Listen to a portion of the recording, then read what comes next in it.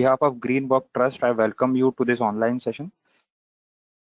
Organizations working for nature conservation, and we strongly believe that education and awareness is very important. So during this lockdown period, we bring you these informative sessions on various topics. And today's topic, as we all know, is about frogs and frog conversations.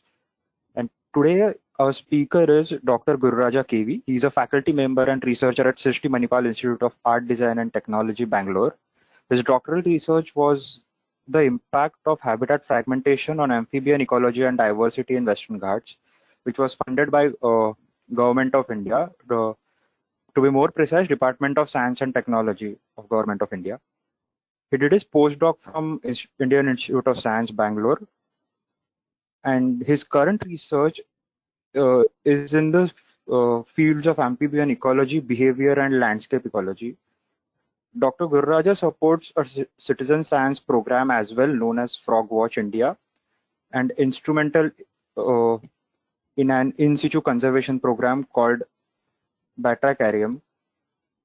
Dr. Gururaja has described 3 novels on breeding behavior in frogs, 21 new frog species from the Western Ghats, and 2 new fish species. He has also published over 50 peer-reviewed papers in both national and international journals. He is awarded with State Biodiversity Award for Excellence from Government of Karnataka and Geospatial Excellence Award for FrogFind Android app developed in 2014.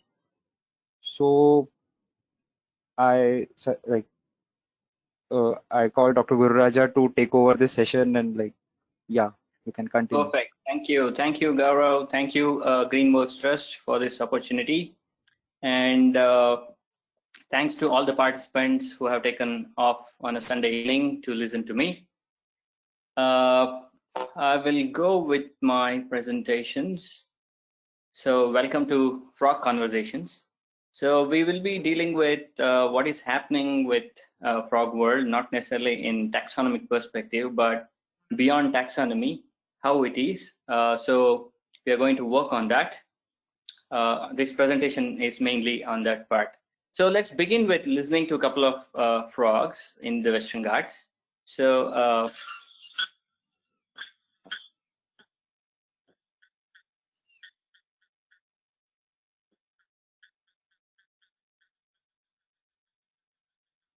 that's Minervaria agricola, which was earlier Minervaria granosa. Now it's a most widely distributed common frog in India, and it's one of the most widely heard frog also. And then we have another amazing common toad.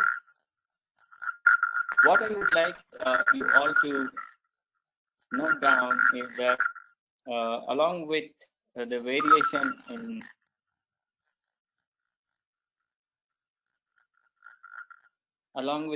in call patterns, you also notice the way they croak. Each one has a different way of croaking. Each species has a different way of croaking. So then there is this particular species of Ferguson's toad.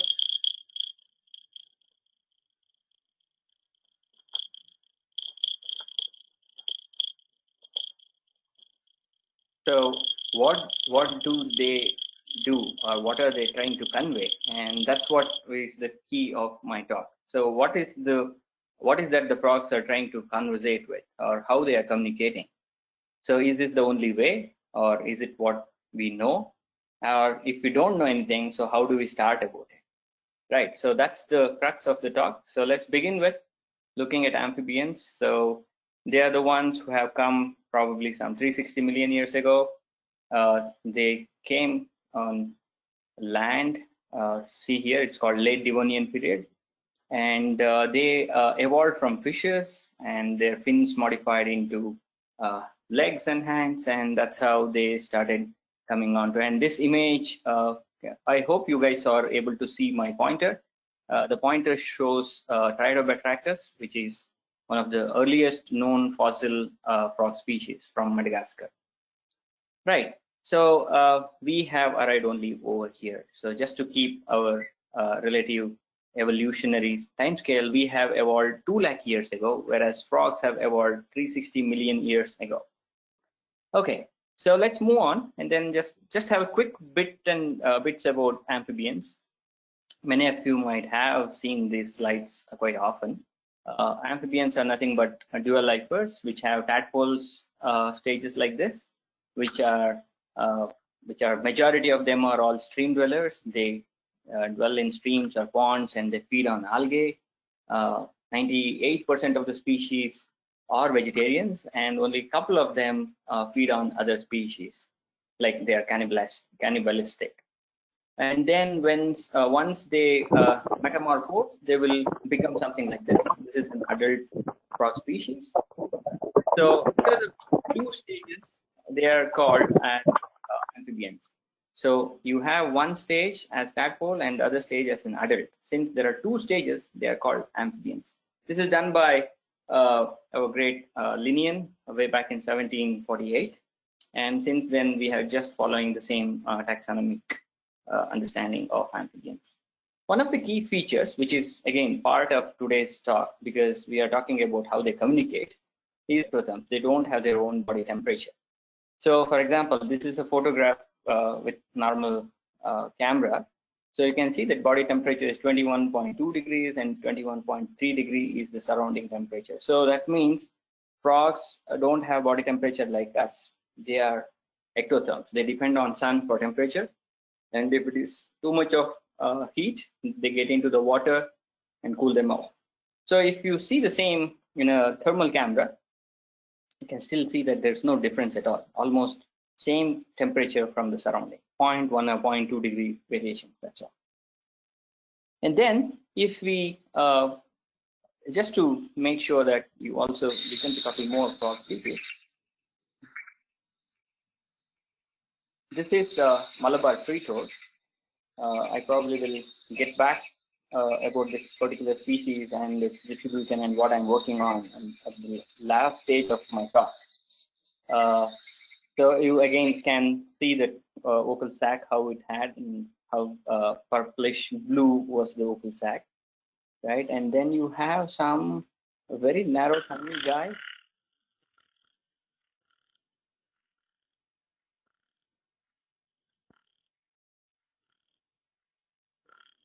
So he's not at all worried about air.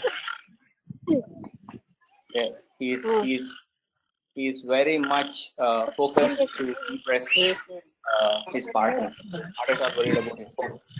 So frogs in some ways like this. So if they start croaking on a given night, they can croak throughout the night. And we will also discuss why that is possible. And if I speak for 2 minutes, I would like to have, I would need breath, right? But whereas frogs, they keep on croaking throughout the night. Why so? We will see that in a couple of slides from now. But right now, we'll see more species, how they croak. And frogs need not croak only metallic. So this is like an insect buzz. So if you have heard, I will just play it one more time so that you will see that there are all those background noise like all sounds are from frogs. So there were thousands of them around and they croak like insects. And there are species which we call arboreal species. So this is one such arboreal species. It is on a coffee plant, and you can see that unless there is a torchlight and you figure out, it's not possible to figure out where the species sits and how it grows. And look at its vocal sac, transparent, in like very transparent, translucent, you can say. Yeah. And then we have another species.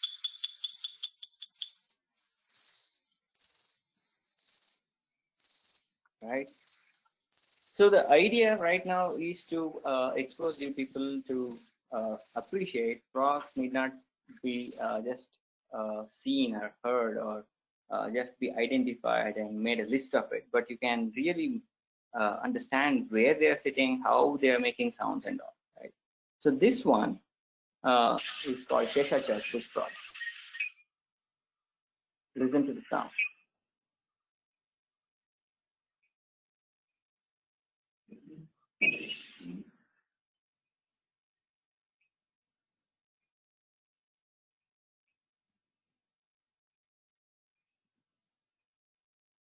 Right? Again, if it doesn't croak, you can simply see that it camouflages its color to the background of the bark of a tree. So you will not be able to figure the frog out. Right? And then there are species like this, which will be like a tinkling sound. And this guy tinkles for about 100, 108 in this given one go. And look at the entire body. Nothing moves apart from the lung and that big balloon-like structure, right? It's so much so. So coming back to the question, so how do frogs are able to do this vocalization?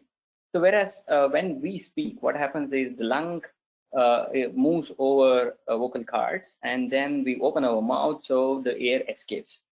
Whereas in frog, it actually takes the air in, it closes its nostril, it closes its mouth, and then the entire air is locked inside the body. So what happens is when the lung pushes the air through the vocal cord, it goes, vibrates the vocal cords, and then gets into the vocal sac. That's where the sound gets amplified. And when the vocal sac deflates, the air gets back into the lung. So there is a back and forth movement of air within the body, and air never escapes. That's the precise reason why frogs are able to croak throughout the night, whereas we really require air even if you speak for a minute or so, right? So that's the main thing. It's called closed system of vocalization. So air doesn't escape so that they can keep on croaking. But the only issue is that each croak for a frog is energy intensive. So many people ask me this question that why do frogs croak during the evening or early in the morning or during the night, but not during the day? It's mainly because croaking is equivalent to the physical exercise. So do we do at 12 noon a jogging? We generally don't, because we'll lose our energy more. So when the temperature is lower during evening or night or early morning, that is when frogs try to croak, because one is that energy is less, like temperature is low, and they need not have to spend more energy. So when they croak, when the temperature is low, they can croak for long duration. So that's one of the reasons why frogs croak during the evening. And there are so many hypotheses. We'll not go in detail about all this stuff. But croaking is not necessarily only meant for advertisement. There are croaks which are distress. There are croaks which are release. There are croaks which are reciprocal. We will get into each of this when we have questions. Otherwise, it will take half of my talk. So just keep in mind, 90% of frogs croak are generally advertisement. Distress and release are very less, depending on where they are. Distress is when some predator try to catch them. Release is probably a male of another species holding a male of a different species. So they just want the species to get rid of. So that's a release call. Reciprocal call is heard in, let us say, Euphlyctis or the skittering frog and the bicolored frogs, where the female, or even Nyctibatrachus is now known to have a reciprocal call, where the female reciprocates to an advertisement call and says, I accept you as my partner. So that's the reciprocal call. Let's just see how the croaking happens, and anybody who requires something about physics of sound, this is what happens. Sound is measured in two ways. One is the amplitude or the pressure. The other one is on the frequency domain. So here is a Kohler's paper where he very nicely demonstrates how the sound is being produced. This is Bombina species, Bombina bombina. So you can see that how the inflation of the vocal sac happens and how that sound gets translated into a waveform.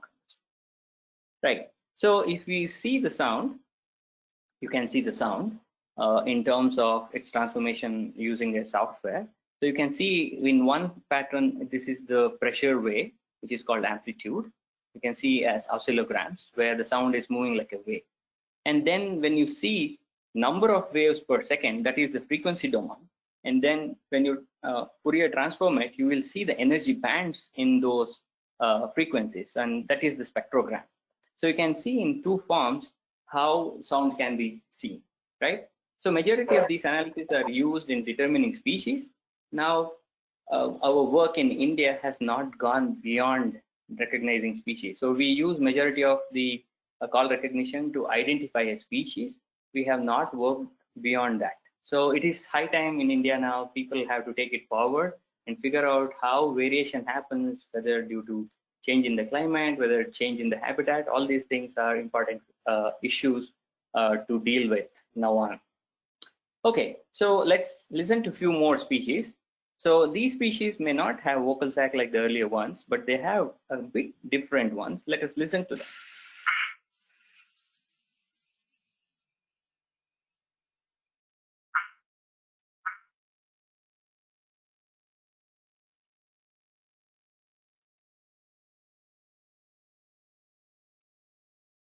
Okay, that's mountain goldenback frog.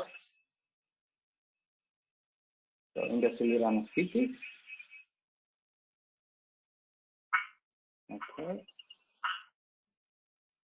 and then you have other very interesting species from the Western Ghats, and many of them are also in Maharashtra. I think you have Indirana salilkeri. Just listen to this call, very unique.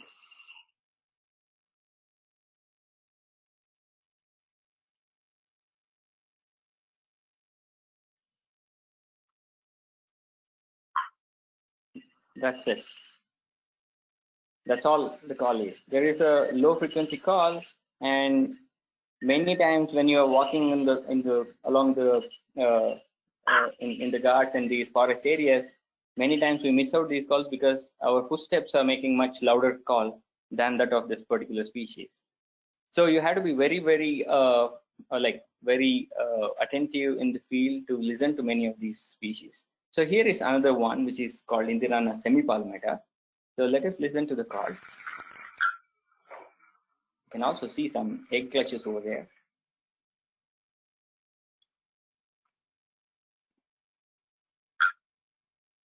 So this is between two rock, it's in a rock crevice. So they generally breed in those places.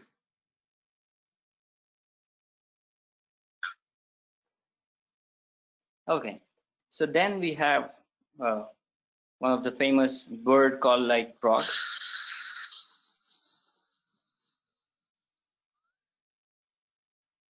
This is Lexibacillus show night frog.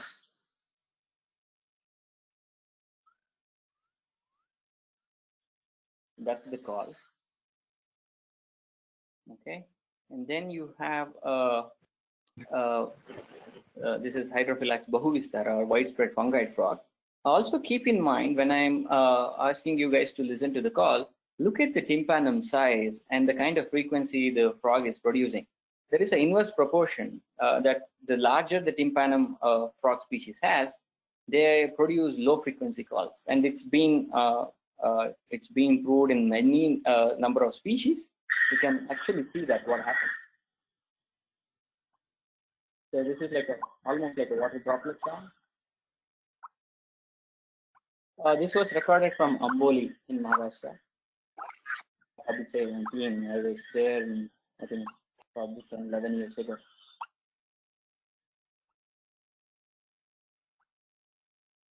Right. And then this one I had showed earlier, but still let's listen to this call. This is very unique in that perspective. And look at the tympanum again. So the tympanum is very large, and how it produces the sound, you just listen to it.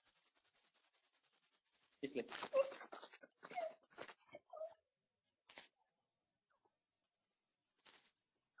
yeah, that's all. It's very feeble. That's all is the call. Then I have a bullfrog. And for this, I'll just let me see whether there is a sound available. Oh no, wait a minute. What I will do is that I will play this here.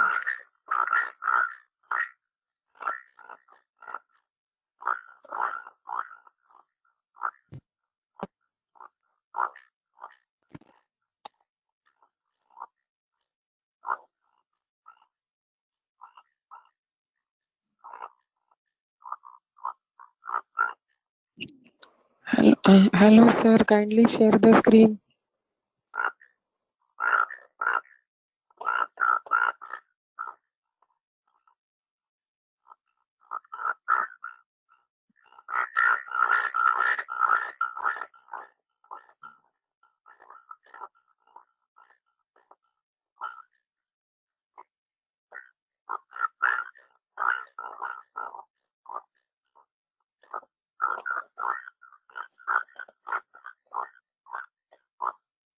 Right. So the idea here is that just a minute, guys, just a minute. So the idea here is that, sorry about that. Is that again, the sound in the bullfrog is not necessarily only sound. You also have cobalt blue coloration over there, and the male is bright yellow in color. So if you're looking at some of these issues, so now vocalization or sound is not necessarily an advertisement call. It is also a visual cue. So many of our studies in India has not looked at vocalization as a visual cue for mates. So it would be great if some of these research are taken forward. So what happens in terms of color and vision perception in frog is that they don't have vision acuity. That means they cannot see something like very sharp objects kind of stuff, in the sense they can only analyze a video, the movement around the edges, but if you stay calm and if you stay for long, they don't see you as a as any enemy or a predator kind of thing. So that's what I wrote here, like they will not be able to understand photographs, but they can analyze videos.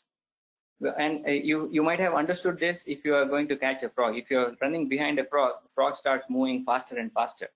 But if you go very slowly and if you become very stationary kind of thing, you will be able to catch them. That's precisely because frogs will not be able to understand the movement, or like the very slow movement that you are going to make. If you make quick movement, they will be able to understand what is happening.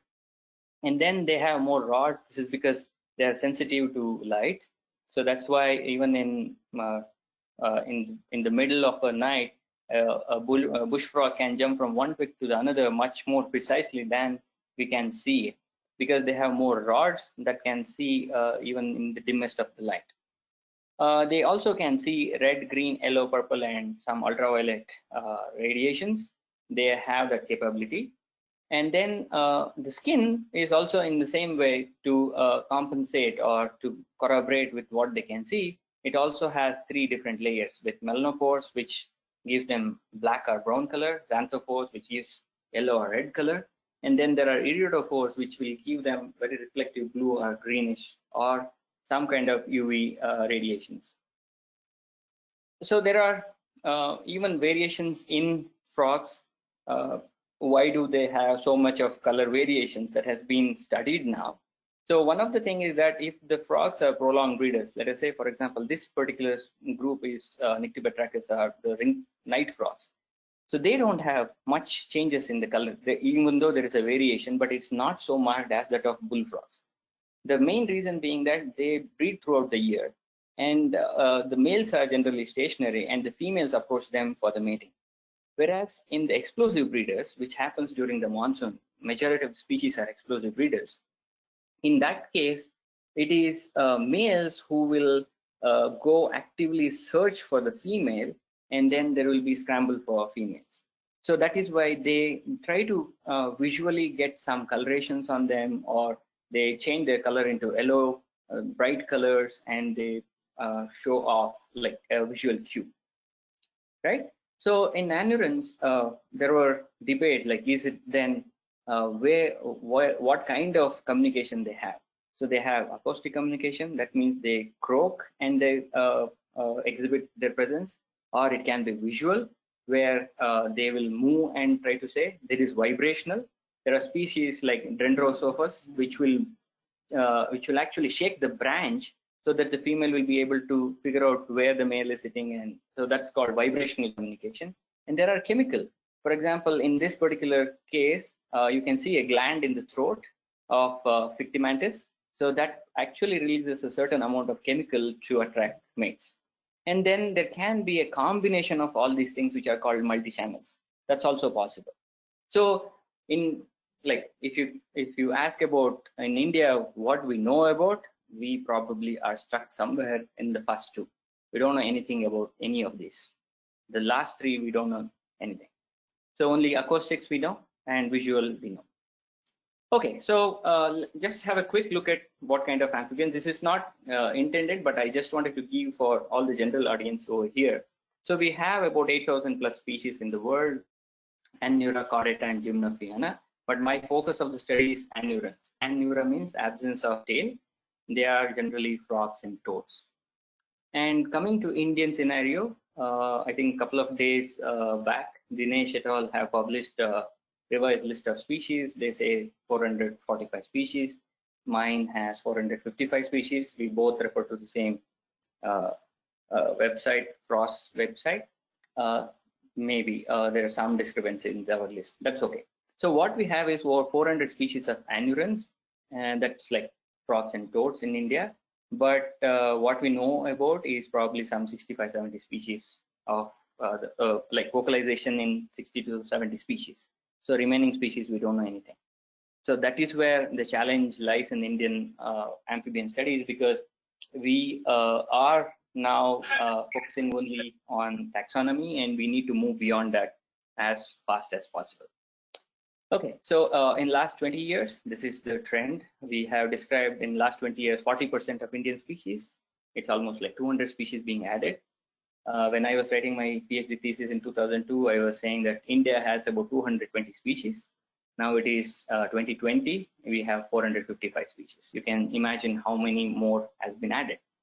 It's not that in like all of a sudden it has happened. It is also because there is a lot of enthusiasm to look around, and there are a lot of techniques that has developed, and there is a change in looking at species. We'll not discuss about any of those things. We'll take another session probably to deal with that. So coming to Indian amphibian history, we have a great history in the sense it goes back to the Gondwana landmass when we were all together with India, Australia, African landmass and all. And then India split from the African Madagascar plateau and started moving on its own.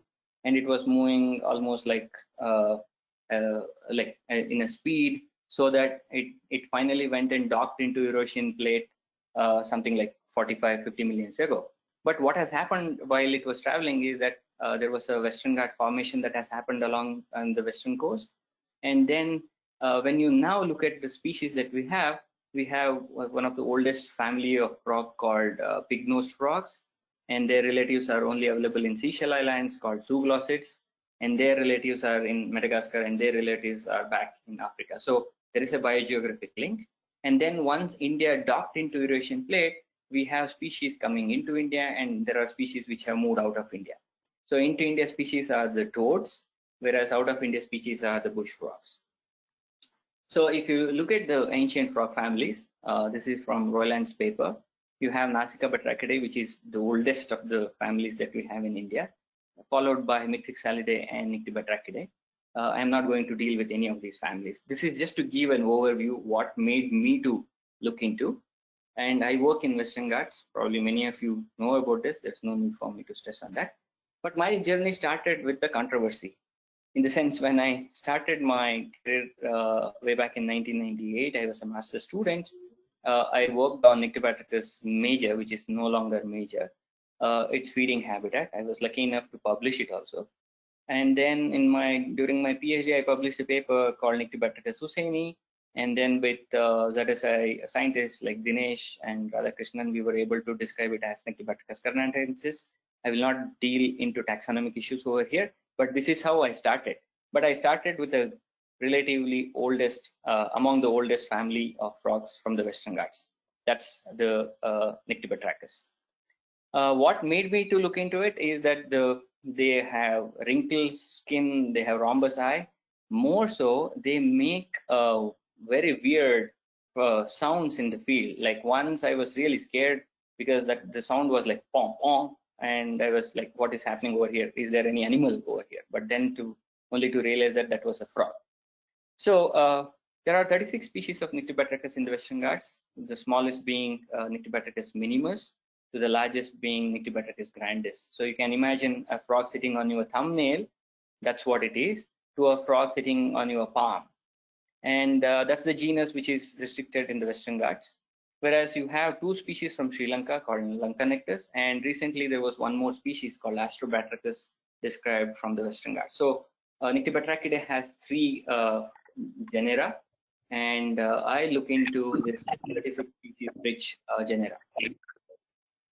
So how they are distributed. So if you look at Western Ghats and this Nyctibatrachus distribution, you will see that large SUL species are in the northern part of the Western Ghats. The large and very few small are in the central part. Very large number of very small sized and few large sized species are in southern part.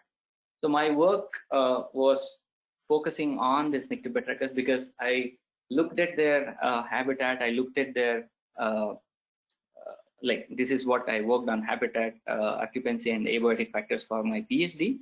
And it also, when I started looking at the breeding behavior, that was the turning point. I started looking at behavioral ecology because that was very unique.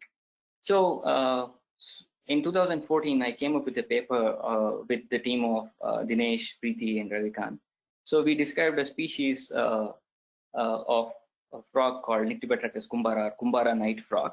The uniqueness of this was that the frog is capable of standing like a human being and covering the egg.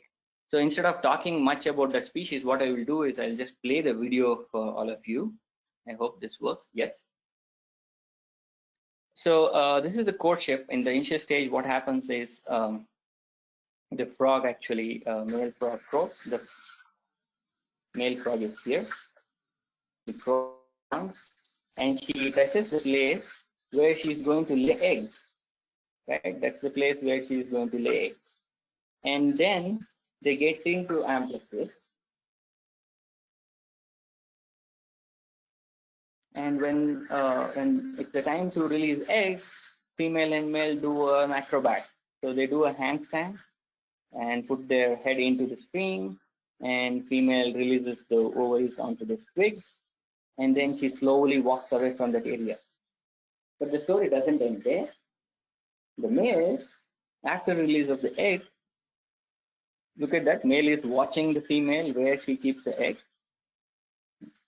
And when she goes off, the male comes back and he takes the mud from the stream and he plasters this entire egg life. And this process goes for more than 20-25 minutes. And he plasters from this side, he plasters from the other side. So this goes on. Right. So this made me to think that if we start working on all the 36 frog species in the Western Ghats, what is their breeding behavior? How it got evolved? Whether we are going to address a greater question over here. So I started with that, and to support some of these things, I also got other species in the breeding behavior. So this particular species is called Kempole night frog. You can see it here. It is half the size of Kumbara night frog, but they also breed in the similar way, not in the water though, but on a dry leaf. Nyctibatrachus Kempole, dry leaf or green leaf kind of thing. They do a handstand, and then the female. So let us see the video. So instead of talking, yeah. So you can see that there is a pair over here. Sorry for these poor video qualities, and that's what I had during the field time.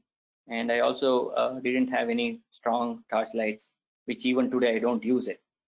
So the female has released the eggs over there. The male was watching similarly as that of Kumbara. And then he comes back and searches all these things. The female over here is another female which has laid the egg over there. The call is completely different from that of Kumbara. So this has chi chi chi chi chi chi chi sound, whereas Kumbara had tok tok. Right. So then I also had another species in the area which is called Nyctibatrachus jog or jog wrinkle frog. And this is completely different from Kempolensis or Kempolensis or Kumbara, because this is as that of the size of Kumbara, but this guy is capable of climbing onto a tree or a leaf. So in Maharashtra, you have Nyctibatrachus humayuni, Nyctibatrachus danieli, Nyctibatrachus petraeus. All these species are there. So for the first time, I was able to see a similar kind of species over here. And again, thanks to Indranil Das and Krishnamurti Kunte, they published a paper. Kunte published a paper saying that there is no amplexus and the male comes and releases the eggs kind of thing. That again helped me to focus on Nyctibatrachus joe. So it calls like a bird.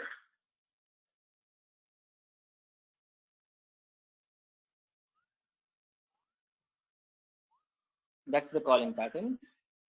So if you look at its breeding behavior, I will move to, yeah. So you can see here that there's one male and there are multiple females, like there are two females. You can see the egg clutch over there, the egg clutch over here.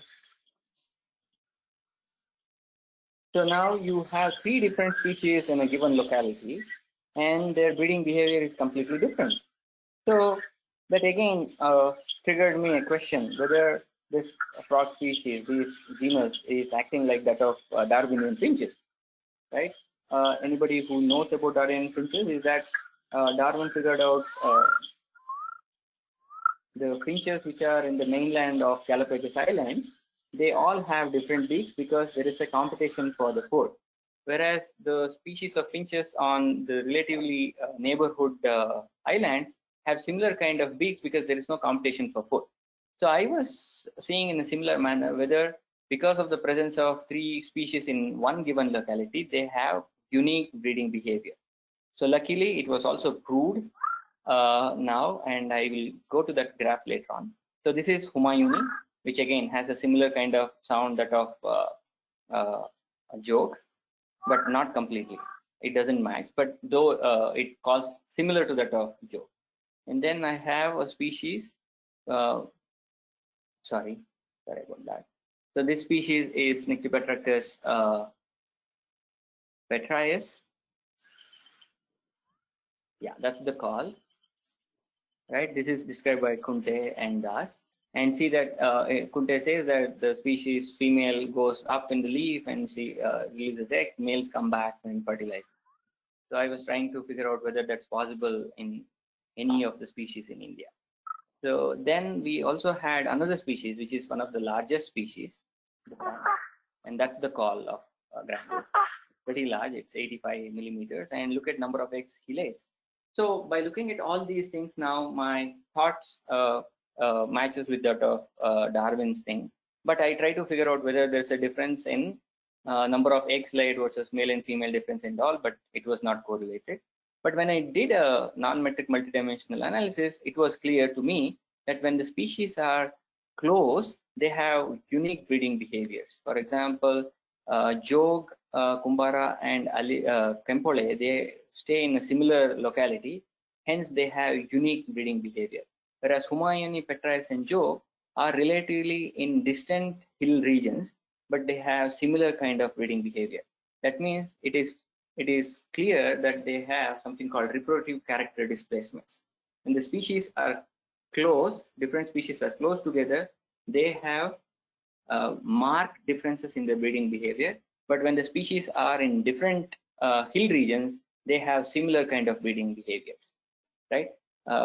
Again, so that is what has prompted me to look into the breeding behaviors now. I have just looked into 6 of them, but there are 30 more to go. I will switch over now for next 15 minutes on my favorite another species, a group of species called dancing frogs. I was part of this rediscovery, and then I worked on behavior that you can see here.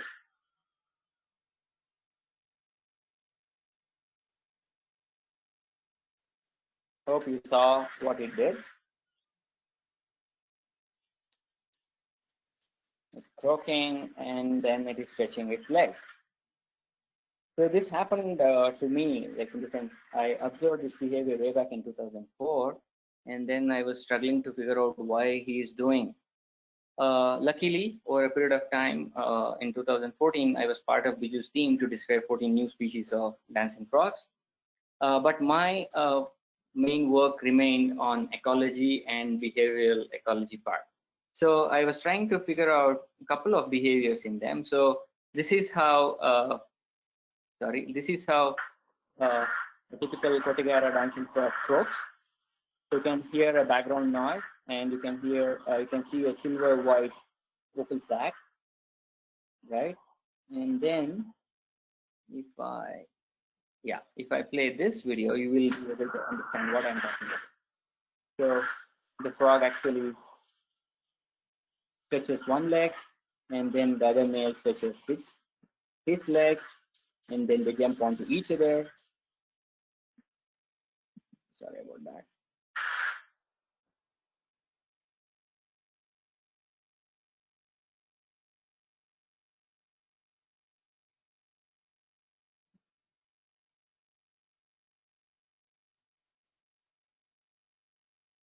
You can see that they kick each other and they move parallel to each other, right? They show off their legs, one shows and the other one shows, and then they kick. So initial thought was that it is a behavior to show off to a female, and then whoever is doing this is going to get the male. But my theory was proved wrong when I spoke with Professor Walter Hudl and Doris. So these two people from University of Vienna actually changed my understanding. So what they did was, Professor Walter Hudl has seen all this across the globe who does food flagging behavior. So if you have Aneurin Communication book with you guys, that lists all the species. And then he was looking for a species in Western Ghats, India, and I was the one who was discussing with him. So we met in 2010, and then we worked on the species to figure that, and this is the place where we worked. It is Katlekan in Jog Falls area. That's the stream, and we had large number of individuals over there. And this entire research gave us an insight that the food flagging that happens in India is not like that of whether it's a Bornean species kind of stuff. It is nothing to do with showing to a female. It is more to do with territorial behavior. I'll just play the sound so that you will be able to. That's the call of Kottagara dancing frog, and this is the call of Pterois latopalmatus, which is Bornean stream frog. So when I showed them, and we then took our study to a newer level, we started looking at spectrogram and trying to understand whether there is any spectral signature coming from their foot or throat kind of thing. We only saw that spectral signature is coming from the throat, whereas in the frog from Borneo, the spectral signatures were coming from the foot, so that the frog was able to attract the mate. Whereas in this case, it was not attracting any mate showing the foot. So we did a Roborana kind of experiments, and then we figured out finally that the food flagging behavior is more to do to maintain territory than to attract mate. So this paper was published in Current Science. You can go through that. I will not deal into the statistics of it right now. But keep in mind, so majority of the films and whatever film shows has happened in India, they try to show that food flagging behavior happens to attract the mate. That is incorrect as of now. It is more of territorial maintenance of the males rather than attracting the mate. Okay, so I also didn't stop at looking at the food flagging behavior. I tried to follow the couple when they mate. So what I found was that it's the female who does more activity than the male, and she makes a cavity inside the stream, and can you see that she digs a cavity inside the stream and then burrows herself and lays all the eggs inside. Can you see in this? And then she finally lays all the eggs inside like that, and then she dances over those eggs like this. So that's her final dance. And again, so this behavior again opened up a lot of questions in me. We have about 24 species of dancing frogs in the Western Ghats. Now we know only about one of the species. What happens in remaining 23, and why do they do all this stuff? Is it to protect from crabs? Is it to protect from something else? Is it to protect from desiccation? We have a large number of ecological questions, greater ecological questions to deal with, and we are very few people who are working on these kind of issues. So finally, Biju came up with a description of tadpoles, how they are. They are tadpoles which are burrowed inside the sand and they emerge out very late. So that's how the tadpole looks like, and that was his final outcome. To conclude, I also work on something called noise impact on frog behaviors, so urban noise impact. This work was done in Hyderabad airport. Probably I was the only researcher who was allowed to work on the air side of an airport. What I did was I was looking at the croaking frogs and when the flight lands, what happens.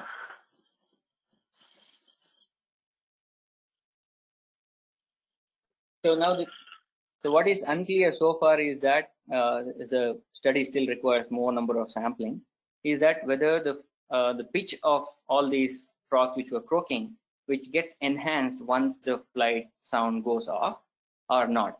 And if that happens, then there is a probability that the female frog may not recognize these frogs at all, and we may not have any further population of these frogs in that area.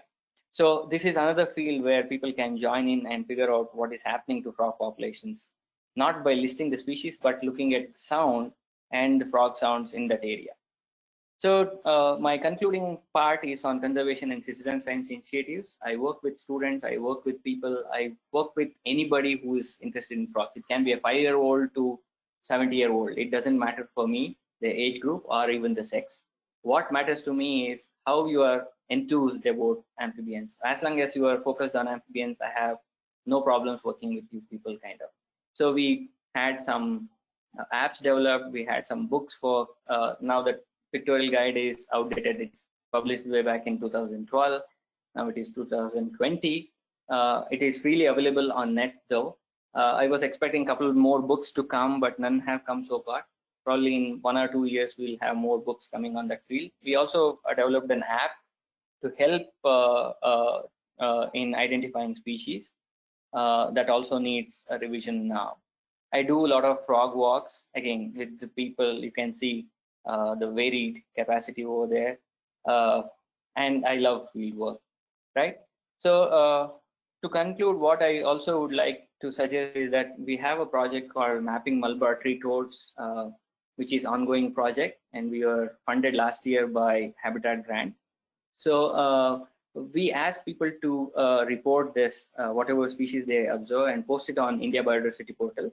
One point to post it on India Biodiversity Portal is that it is under Creative Commons licensing. That means your data is yours. It's not like we take your data and we publish papers. It's about data sharing kind of thing. So that is one of the reasons where I even ask people to post it more, because as scientists, it will be hard for us to go to nook and corner of India to figure out where the species are. But when people participate and when you populate this information, it helps us to understand how the distribution is happening. We also have an IUCN status update coming late this year or early next year, which again, we had more than 260 species needs to be assessed. So all these things helps when people start pouring in information from their neighborhood. You need not have to travel from Bangalore to Western Ghats or Delhi to Western Ghats to see what is happening. You can watch a frog in your neighborhood. It is possible. You go to a patch, you look in your neighborhood and report that frog species, what you are finding. That helps us to understand where species are being distributed. Okay, this is what Biodiversity Portal looks like. You can upload it now. You can also upload call recordings so that it will be easy for us to understand, or like, let us say next 10 years down the line, how the sounds are changing with climate change, or all those stuff can be monitored.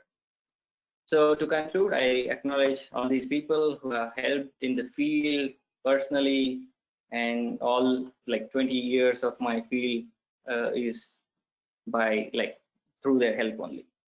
Thank you very much. If you have any questions, you are more than welcome. You can put that in the chat box, or moderator can ask those questions. Thanks to Greenworks Trust for organizing this workshop, and you can read the last slide. They also need your support. Thank you very much, guys. Thank you. Thanks a lot, sir. That was a really wonderful session. I request participants to post their question in chat box, or they can unmute yourself and ask. So my idea is to conclude 10 minutes early is also to have a conversation with you guys. So please go ahead, ask questions.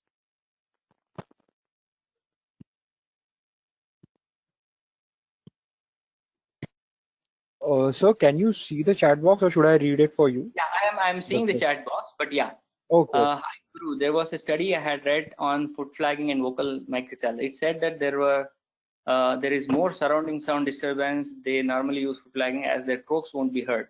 Is that true? So this is where we started our work. But now we figured that this is to Priya Varekar's question. Now we figured out that it is not for background noise. It's more for audio behavior. How do we participate in local survey? Just that ensure you have safety norms with you. You know how to go. You have to have a headlamp and search from evening hours because frogs are active during the late evening hours, and monsoon is the best season to search. But have some person who is really experienced in taking you around.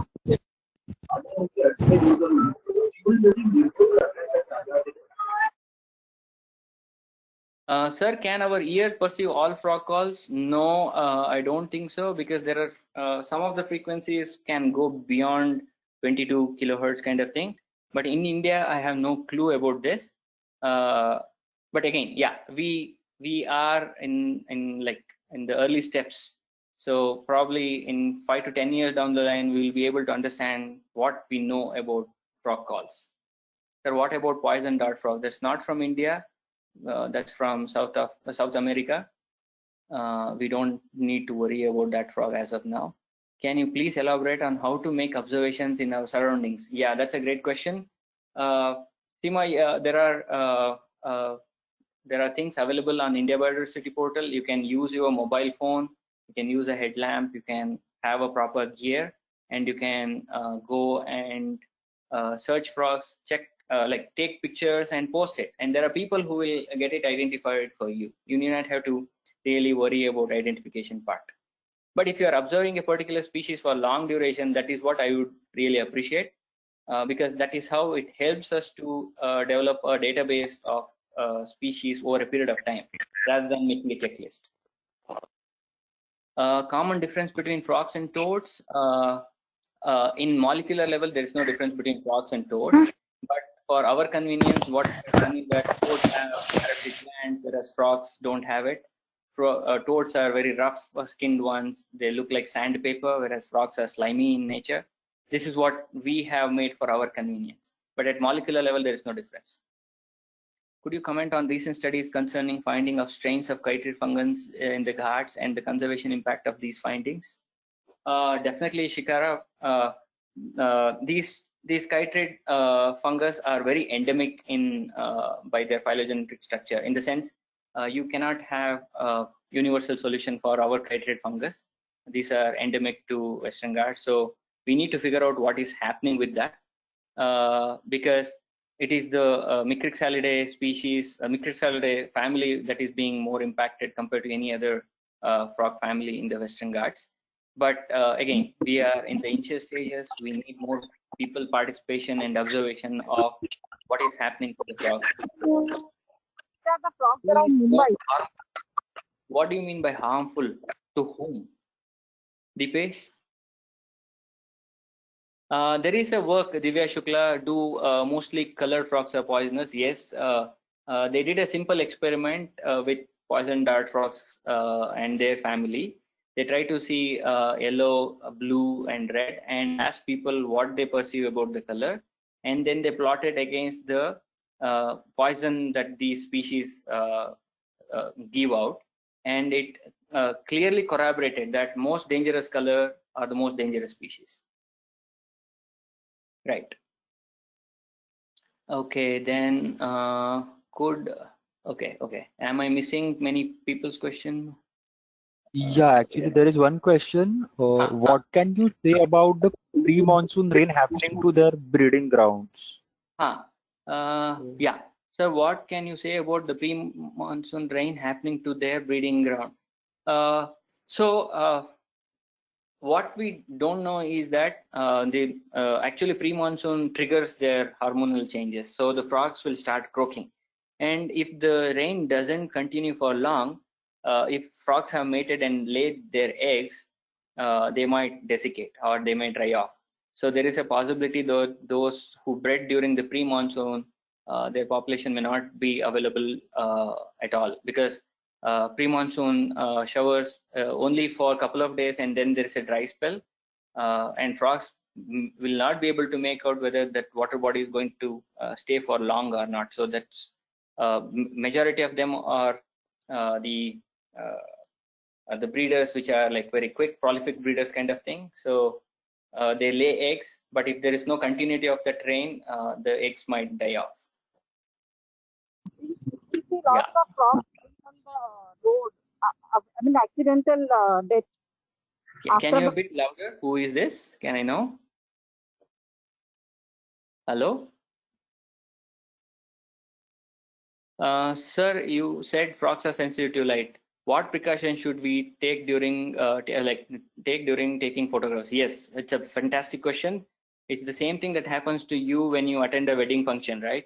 So if they put all the floodlights onto your face, how do you feel? Like closing your eyes or actually pushing that chap whoever is taking your photographs. It's the same thing that happens, but frogs are unable to do it. So the better way is to use your torch lights or the lights which can scatter the light, rather than using some flashes on their face. It is really unethical to do that kind of photography. Having said that, you can ask that whether I have done it. Initially, I did it because I was not aware of it, but once I started knowing about it, I completely changed my way of taking photographs. I asked even people also to say, don't take hundreds of photographs with flash, just take one or two and then move on, and people can share their photograph, because nowadays you guys have good cameras, you can shot it in very less light also. So think from humans perspective, how we feel when we flashlight. It's the same thing that happens to frogs too. Have you observed any territorial behavior in bush frogs? Yes, I did. There are instances where I imitated frog calls, and in one instance, Rauchestus luteolus actually jumped on my throat, and they try to fight. This territory is more about croaking rather than having a range kind of thing. So for example, in tigers and all, you have 60 square kilometer as a range, right? Whereas in frogs, we don't know that so precisely, because it could be in meters or in couple of feet kind of stuff. So what we know is that when frogs are croaking, they try to hold each other's throat so that the other frog shouldn't croak. So that kind of combat we have observed. Harshit, I am from Hyderabad. After this lockdown, is there any possibility to volunteer with you or your team? So I would definitely say you can volunteer at your own area. You need not have to volunteer anywhere else. So that is the fundamental of this lockdown, right?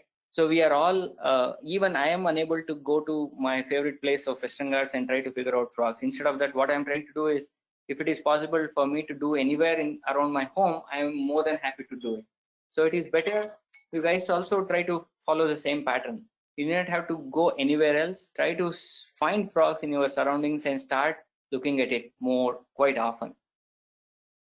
Saurabh Palekar, sir, what is the chemical composition of frog poison, and what is first aid treatment anyone can undergo if encountered?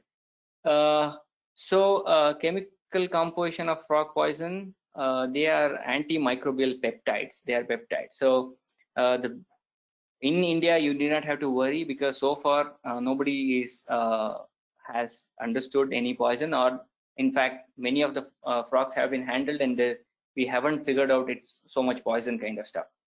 So first aid treatment and all, if it is like if you have encountered poison dart frog, there is no first aid at all. You are almost dead. If the antimicrobial peptide enters your wound or blood, it can kill 3 or 4 people in a go. So there is no first aid kind of thing. So it is better. It's also one of the reasons that if you don't know any frog, don't try to hold it and take pictures kind of thing in your hand. It is better take a picture from its natural habitat and leave it there. How long does a frog live? It depends on the species. There are salamanders which have lived for 55 years, and there is a frog, there is a toad in the Amazon which lives for 10 months. How long jumps that the Indian bullfrog? It can be few meters. So you have seen that video clip, Srinivas. It jumps for about 3 meters kind of thing. So it depends. Some of the gliding frogs can jump about 10 meters or so from one tree to another tree. That's also possible. So it depends on the species. If the frog are in danger by any snake, then what do they for their safety? Generally, snakes don't eat toads because toads release a certain chemical from their poison glands, which are really toxic. So snakes regurgitate and leave. For frogs, there is not so much so there's no safety kind of thing. It is just they try to camouflage or they try to run, and if they are inside the water, they avoid croaking because the vibrations that the croaking sound produces, snakes can easily figure out where the frog is and they can feed on them. But there's nothing that frog is able to sense it and then try to run away from it. Is hibernation opposite? Sir, which chemical while communicating with each other does the chemical varies with species? I have no clue. That's the work Professor Walter Hoodle. If you search him on web on Google, Professor Walter Hoodle is from University of Vienna. There are a couple of papers from him. You can see that and then get into. Yeah, it should vary with the species. Okay, if frogs. Okay, okay. Any other questions, people? So there is one question in the private chat box. Can you comment on frogs around Mumbai? Okay. I have less knowledge of it, but like in what sense can I know? I think with respect to diversity, ma'am is asking. It must be something like 10 to 15 species, not less than that. Because you have almost all the common species available, like whether it is a bullfrog or a skittering frog or agricola, like Minervaria agricola, granular cricket frog, or a common tree frog. They must all be there. But I have not heard anybody doing it. We have a list from Pune, which is being published way back. And I think recently again, Dinesh was able to put a rainy seasonal, like he has made zones in Maharashtra and try to categorize frog species, figured out, like they did something like 52 species across Maharashtra and they mapped it across Maharashtra. Please check that paper, probably it will give you an understanding. Okay, like we have cane toads in Australia, do we have any similar toxic type in India? We don't have anything like that, but already toad has gone to Madagascar now, and people are saying that our common Indian toad, Dataphrynus melanostrictus, is an invasive species in Madagascar, and the bullfrog, which we think is a great frog in India, it has become a predatory species in Andaman Nicobar Islands. So though it is not toxic in any sense, but they are proving to be alien species, and they are actually eating on the native species, which perhaps in 5 to 10 years down the line, that could be similar to that of cane toad without toxicity. Oh, sorry, you asked exotic, right? Okay, yeah. We don't have anything from outside living in India as of now. And what is the state of chytrid fungus in amphibians in India? Yes, we have reports. Dr. Karthikeyan Vasudevan has worked on that, and even Dr. Sanjay Malur has worked on this chytrid fungus. They were able to publish. They have also indicated what are all the families that is being infected with chytrid fungus. And the interesting thing about chytrid fungus in India is that it's endemic to India. So the solution that Europeans or the Americans are going to provide may not work in Indian chytrid fungus. Can Indian bullfrog camouflage in surrounding? In what sense? When they are young, they will be greenish to hide themselves, and they appear like grass. That is there. Once they are adult, they are very grayish. Females are grayish, and male gets the yellow color during the breeding season because of the hormonal changes. I don't know much beyond that. Is there any harmful effect on human due to poison from parotid glands in toads? They say that it's cardiotoxic. The toad toxin is cardiotoxic. So if it happens, if you happen to consume, your heart might stop. So be careful about that. But again, these are all known from like lab extraction of chemicals. but in field we have no clue about what happens from the poison and all. There are instances of skittering frog found very close to sea on the beaches, right? But again, it can be checked whether that those small streams and all still have saline water or they are fresh enough. But there are no frogs and toads in the sea for sure. Why are frogs so sensitive to pollution? There are a couple of reasons. Their life cycle itself is in dual mode. One is in water and the other one is in the like an adult on a terrestrial mode kind of thing. The skin has small pores which can sense and which wants to keep moist.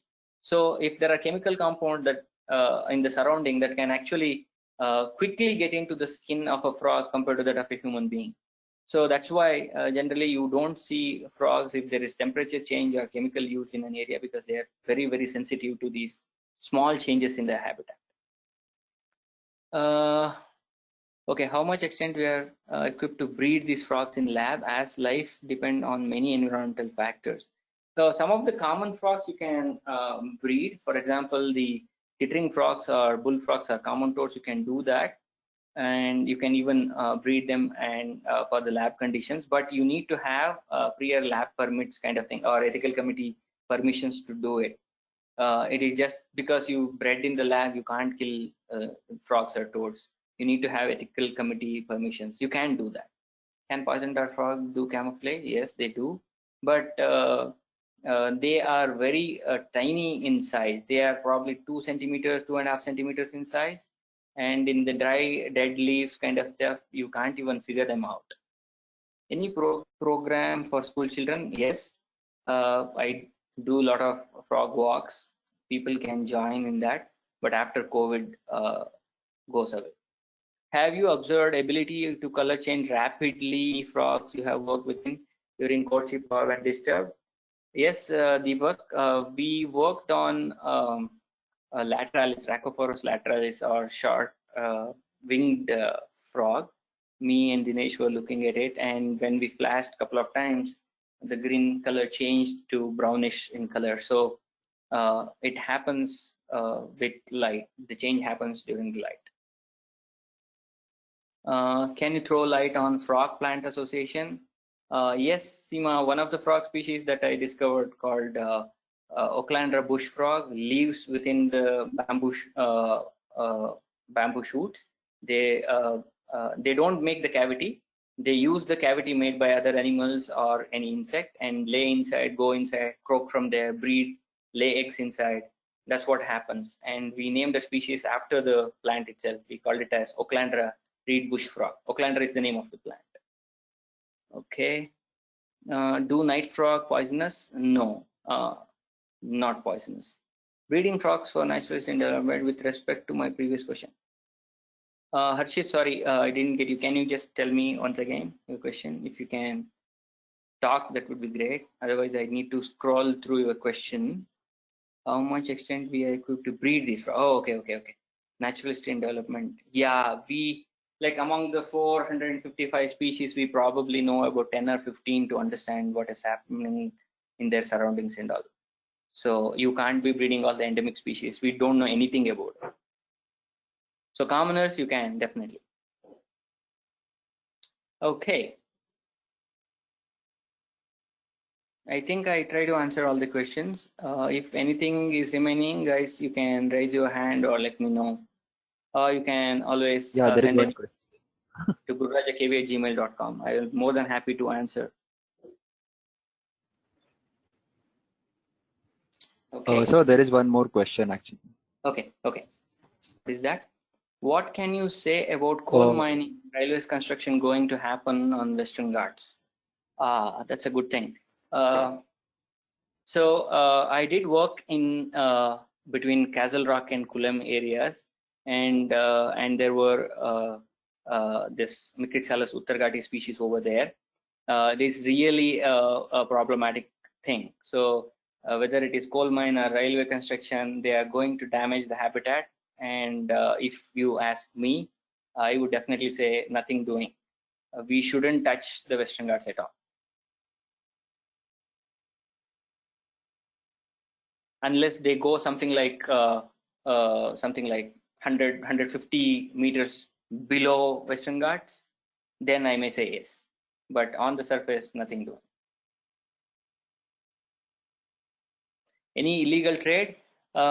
Yes, it used to happen, but not till 1984.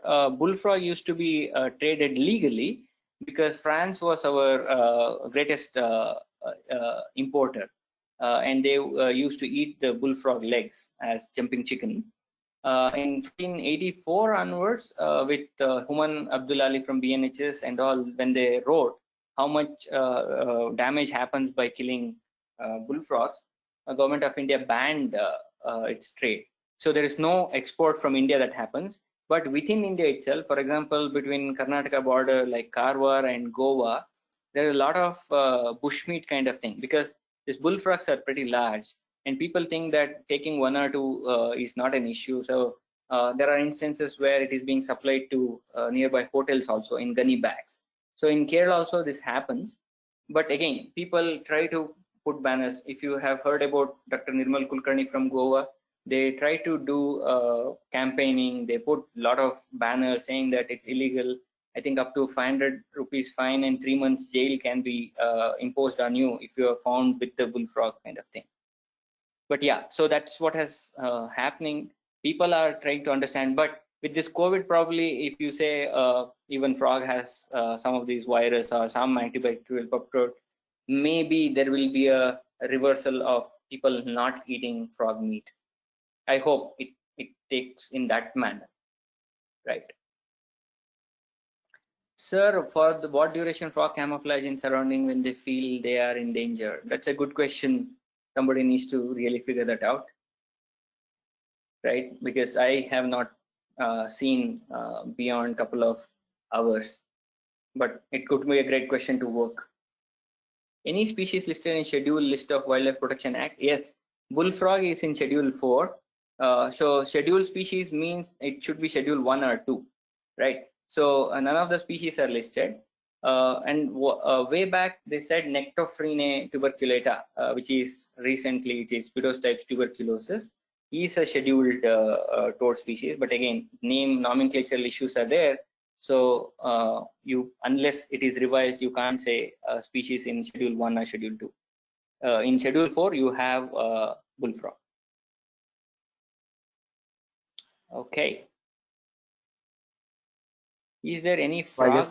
Yes, we call it as batracharium. It's not aquarium. What we have done is that we, in the natural surroundings, or it's called in situ programs, we develop an area where people can watch certain species and look at certain species. So that's what we call it as batracharium. You can search batracharium, you probably will find more answer for that. Yeah. Yeah, so I guess that was it. Yeah. So I thank you on behalf of Greenwork Trust. I thank all participants for attending this session. And if you have any queries, you can ask Dr. Gururaja through his email ID. And I hope everyone enjoyed the session. And we wish to bring more such informative sessions for you on various topics. So I request all of you to make a small donation to our organization and support our nature education and awareness initiative. We share our bank details on the WhatsApp group. So that's it for today. Thank you all. Thank you, sir. Thank you, guys. All the very best with your team. Yeah, thanks. I